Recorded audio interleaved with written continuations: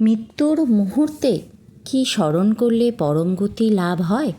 গীতা নিজেই উত্তর দিচ্ছে।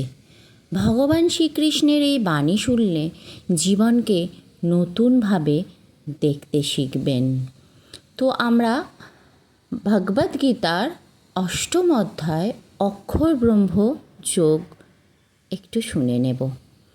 यदक्षरं वेदविदो वदन्ति विशन्ति यद यतयो वीतरागा यदिच्छन्तो ब्रह्मचर्यं चरन्ति तत्ते पदं সংগ্রহেণ প্রবেক্ষা।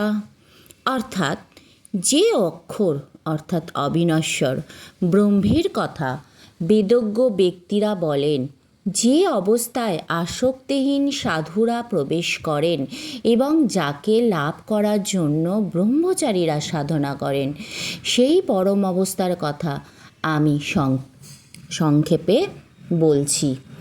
সর্বদারানি সংযম্য মনোহৃদি নিরুদ্ধ চ মূর্ধধায়াত মন প্রাণম আস্থিত যোগ ধারণম। অর্থাৎ সমস্ত ইন্দ্রিয় সংযত করে মনকে হৃদয়ে স্থির করে এবং প্রাণকে মস্তকে স্থাপন করে যোগে অবিচল হওয়া উচিত। ভগবান শ্রীকৃষ্ণ জানাচ্ছেন, পরম সত্যকে লাভ করা সহজ নয়। এর জন্য প্রয়োজন সংযম, ভক্তি এবং একাগ্রতা। যে ব্যক্তি ইন্দ্রিয়কে নিয়ন্ত্রণ করে, মনকে ঈশ্বরের চরণে স্থির রাখে এবং নিষ্ঠার সঙ্গে সাধনা করেন, সেই ধীরে ধীরে পরম সত্যের দিকে এগিয়ে যায়।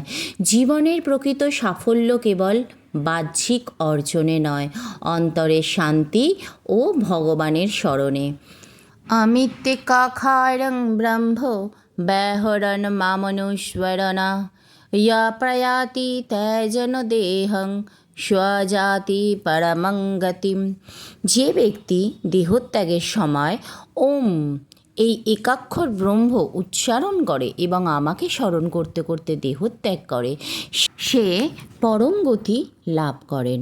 ভগবান শ্রীকৃষ্ণ এখানে ওম ধ্বনির মাহাত্ম্য বোঝাচ্ছেন। তবে শুধু মুখে উচ্চারণ করাই যথেষ্ট নয়।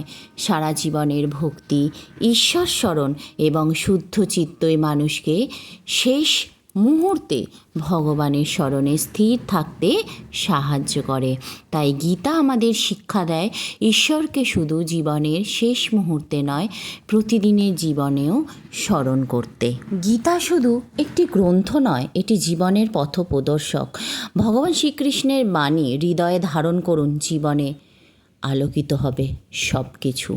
ভক্তি যখন হৃদয়ে জাগে, তখন জীবনের প্রতিটি পথই মাধবের দিকে এগিয়ে নিয়ে যায়। তাই প্রতিদিন গীতার একটি শ্লোক জীবনে এনে দিতে পারে অসীম শান্তি।